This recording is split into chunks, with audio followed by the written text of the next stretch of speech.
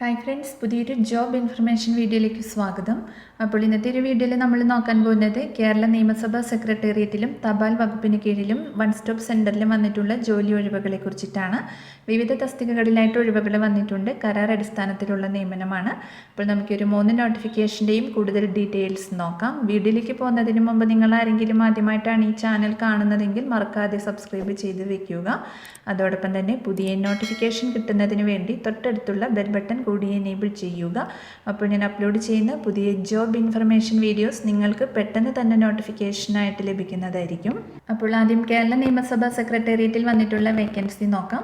Computer hardware maintenance technician പോസ്റ്റിലേക്കാണ് vacancy വന്നിട്ടുള്ളത്. കരാർ നിയമനമാണ്.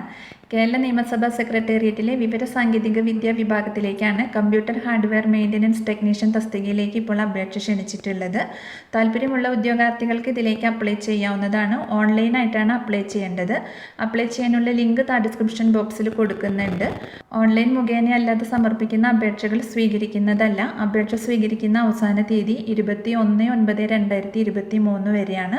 ഒരു വേക്കൻസിയാണ് വന്നിട്ടുള്ളത്. ക്വാളിഫിക്കേഷൻ വരുന്നത് അംഗീകൃത സർവകലാശാലയിൽ നിന്നുള്ള കമ്പ്യൂട്ടർ സയൻസ് അല്ലെങ്കിൽ IT അല്ലെങ്കിൽ ഇലക്ട്രോണിക്സ് സിവിൽ ഏതിലെങ്കിലും ഒന്നിലുള്ള BSc ബിരുദം അല്ലെങ്കിൽ അംഗീകൃത ബോർഡിൽ നിന്നുള്ള കമ്പ്യൂട്ടർ ഹാർഡ്വെയർ മെയിൻ്റനൻസ് 3 വർഷത്തെ ഡിപ്ലോമയാണ്.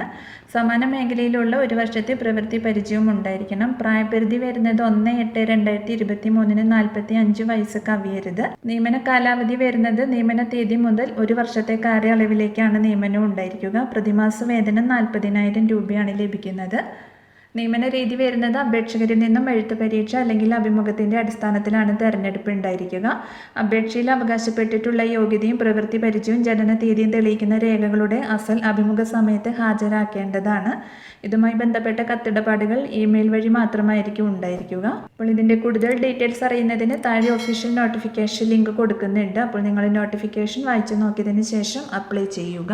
അടുത്തത് തപാൽ വകുപ്പിന് കീഴിലാണ് വേക്കൻസി വന്നിട്ടുള്ളത്. മലപ്പുറം ജില്ലയിൽ 10ാം ക്ലാസ്സോ തത്തുല്യമോ വിജയിച്ച 18നും 50നും മധ്യേ പ്രായമുള്ള വനിതകൾക്കും താല്പര്യമുള്ള കുടുംബശ്രീ അംഗമല്ലാത്ത വനിതകൾക്കും മഞ്ചേരി പോസ്റ്റൽ ഡിപ്പാർട്ട്മെൻറ്റിന് കീഴിൽ ഇൻഷുറൻസ് ഏജന്റ് ആവാൻ അവസരം വന്നിട്ടുണ്ട്.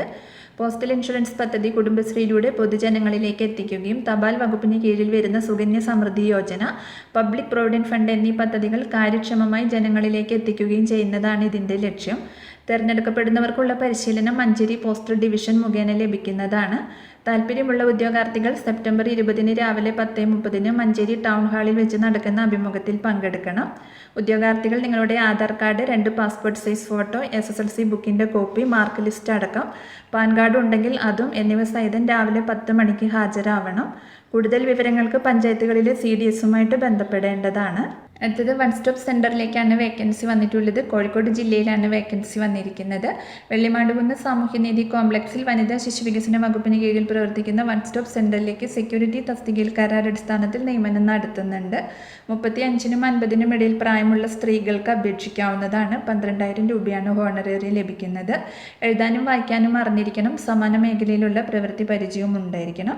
നിശ്ചിത യോഗ്യതയുള്ള ഉദ്യോഗാർത്ഥികൾ ബയോഡേറ്റ സഹിതം അപേക്ഷകൾ സെപ്റ്റംബർ 21 വൈകുന്നേരം 5 മണിക്ക് മുൻപായി women protection officer, civil station, B block 3ാം നില, കോഴിക്കോട് എന്ന വിലാസത്തിൽ തപാൽ മുഖേനയോ നേരിട്ടോ സമർപ്പിക്കേണ്ടതാണ്. കൂടുതൽ വിവരങ്ങൾക്ക് തന്നിട്ടുള്ള നമ്പറിൽ കോൺടാക്ട് ചെയ്യുക.